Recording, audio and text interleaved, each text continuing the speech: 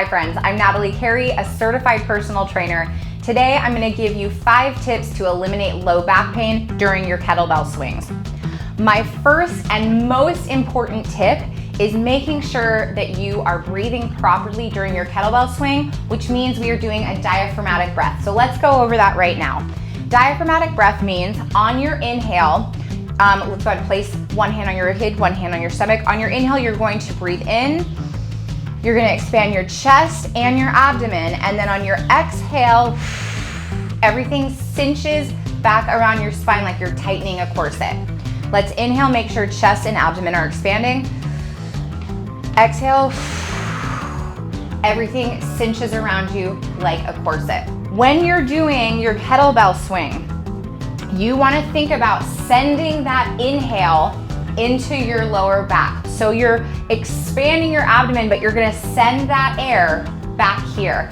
That might sound silly, I swear it works. Let me show you what that looks like. We go into our kettlebell swing.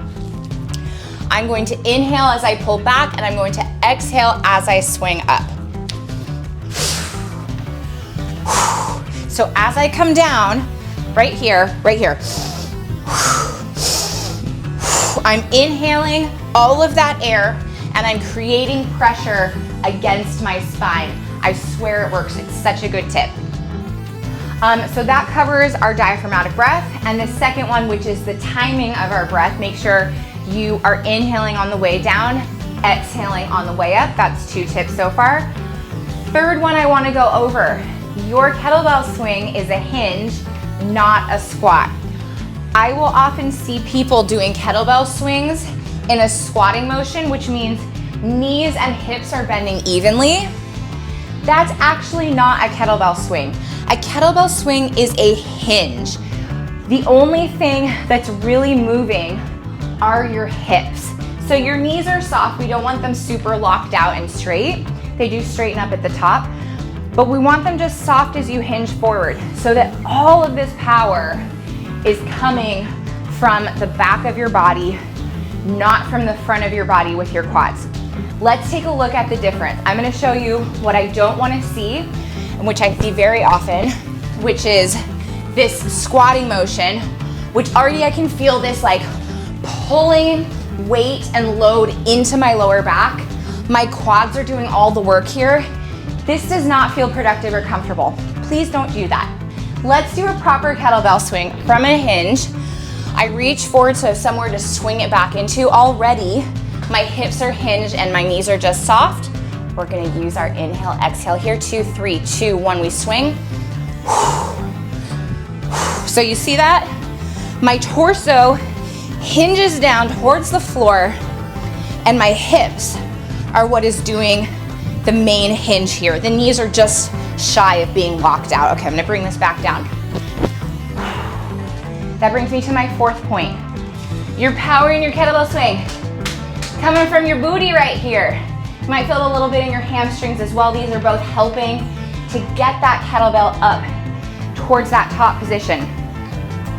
I will often see people doing a lot of work with their arms. Let me show you what that looks like. It looks like this.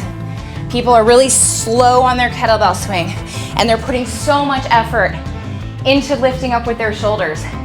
The kettlebell swing is coming from your lower body and the back of your body. So while I'm doing this, I'm thinking about these muscles. So I'm doing a lot of patting of my butt so that you know where this power is coming from. It's okay, it's my own butt. I'm allowed to pat it. 3, 2, 1, we bring it up. So as I get into this down position right here, I immediately squeeze the back of my legs, my glutes, my hamstrings as I come up into that top position. It doesn't matter if I get the kettlebell up to this height of my shoulder. That's not what's important. What's important is all the power is coming from glutes and hamstrings, not from quads, not from arms. All right, that brings us into our 5th point, which quickly, if you are using your legs to get that kettlebell up, it will help to eliminate that back pain. Last point is You don't want to lean back at the top of your kettlebell swing. People get caught up in making sure that the hips pop forward because you're doing what I told you to. You're using those butt muscles to get up. That's great, but don't overdo it to the point where you start to lean back.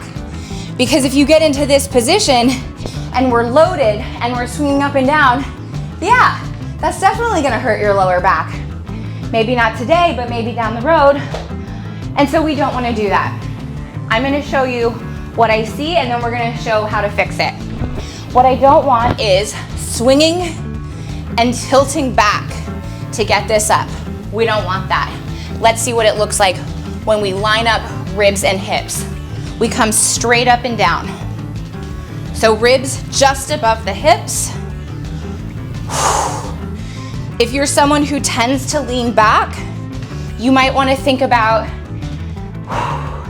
standing up just shy of what feels straight up and down for you. Like if this feels straight up and down, maybe you feel like you're slightly hinged forward, but that's actually ribs over hips.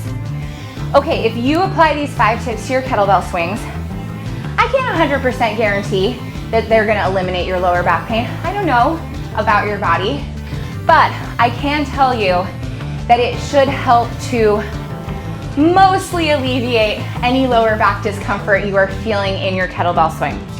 If this video has been helpful, please give it a like, subscribe to my channel, let me know which tip was the most effective for you. I'm Natalie Carey. Thanks for being excellent to yourself today.